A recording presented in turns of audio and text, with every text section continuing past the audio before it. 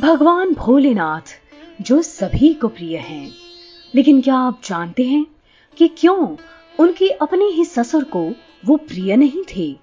भगवान शिव के ससुर और माता सती के पिता दक्ष प्रजापति भगवान शिव को कभी पसंद नहीं करते थे। पर ऐसा क्यों है? इसके पीछे क्या वजह रही होगी? चलिए जानते हैं इस भाग में। दरअसल दक्ष प्रजापति के द्वारा शिवजी को न पसंद किए जाने के पीछे कुछ पौराणिक कथाएं हैं। दक्ष प्रजापति एक प्रतापी राजा थे। पौराणिक मान्यताओं के अनुसार ब्रह्मा जी ने मानस पुत्र के रूप में राजा दक्ष को जन्म दिया था। एक कथा के अनुसार प्रारंभ में ब्रह्मा जी के 5 सिर थे। ब्रह्मा जी के 3 सिर हमेशा से वेद पाठ किया करते रहते, लेकिन उनके 2 सिर वेद को भला बुरा कहा करते थे। तब शिव ने ब्रह्मा के उन 2 सिरों से पूछा कि जब ब्रह्मा जी वेद पाठ के जरिए वेद का बहुत अच्छा वर्णन किया करते हैं, तभी तुम इस तरह वेद के बारे में बुरा भला कहना क्यों शुरू कर देते हो?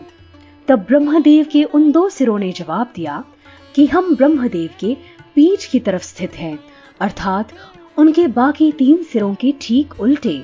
इसलिए हम उन सिरों की ठीक उलट ही बात करते हैं और हमें यह कृत्य करने से कोई नहीं रोक सकता। तब भगवान शिव उनके इस जवाब से नाराज हुए और उन्होंने उन 2 सिरों को समझाने का बहुत प्रयास किया, पर जब वो नहीं माने तब शिव जी ने ब्रह्मा जी के उन 2 सिर को काट कर अलग कर दिया और उन 2 सिरों ने मोक्ष प्राप्त किया। तब से ब्रह्मा जी 3 सिर के साथ ही दिखाई दिए जाने लगे। किंतु प्रजापति दक्ष इस बात से बहुत आहत हुए और इसलिए अपने पिता ब्रह्मा के सिर शिव द्वारा काट दिए जाने की वजह से वे हमेशा शिवजी पर क्रोधित रहा करते थे। इसी घटनाक्रम में एक दूसरी वजह भी है। एक बार ब्रह्मा ने धर्म के निरूपण के लिए एक सभा का आयोजन किया था। सभी बड़े बड़े देवता सभा में एकत्र थे। भगवान शिव भी एक ओर बैठे थे। फिर सभा मंडल में दक्ष का आगमन हुआ। दक्ष के आगमन पर सभी देवता उठकर खड़े हो गए, पर भगवान शिव खड़े नहीं हुए। उन्होंने दक्ष को प्रणाम भी नहीं किया। फलतः दक्ष ने अपमान का अनुभव किया, पर भगवान शिव को किसी के मान और किसी के अपमान से क्या मतलब? वे तो समदर्शी हैं। उन्हें तो चारों ओर अमृत ही दिखाई पड़ता है। जहां अमृत होता है वहां कड़वाहट और कसैलेपन का क्या काम?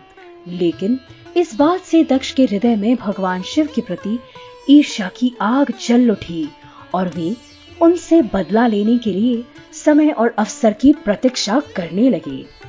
दक्ष की इस अज्ञानता का ही परिणाम है कि जो अपने अपमान का बदला लेने के लिए उन्होंने एक अवसर खोज निकाला। दक्ष ने अपने राजमहल में एक भव्य यज्ञ का आयोजन किया, जिसमें उन्होंने सभी को निमंत्रण दिया था, लेकिन शिवजी और अपनी ही पुत्री सती को इस यज्ञ में नहीं बुलाया। फिर यज्ञ की बात को जानकर देवी सती बिना बुलाए अपने पिता राजा दक्ष के घर चली गई, जहां पर शिव के प्रति ईर्ष्या की आग में जल रहे दक्ष प्रजापति ने भगवान शिव और सती का अपमान भरी सभा में सबके सामने करना शुरू कर दिया। तब सती अपने पति भोलेनाथ के अपमान को सह नहीं सकी और यज्ञ स्थल पर जल रही अग्नि में कूदकर स्वयं को भस्म कर लिया, जिसके बाद शिव के प्रकोप से दक्ष प्रजापति अपने आप को नहीं बचा पाए और उनका घमंड रूपी सिर उनके धड़ से कटकर अलग हो गया और मरण स्थिति में पहुंच गए। तब ब्रह्मदेव के निवेदन पर शिव ने राजा दक्ष को बकरे का सिर देकर उन्हें प्राण दान दिया और साथ ही ये भी कहा कि इस बकरे का मुख लेकर अब तुम ना ही कभी घमंड से भरोगे और ना ही किसी की निंदा कर पाओगे और सदा स्मरण रखोगे कि तुमने जो अक्षम्य अपराध किया है उसी के फलस्वरूप तुम्हें ये बकरे का मुख मिला है।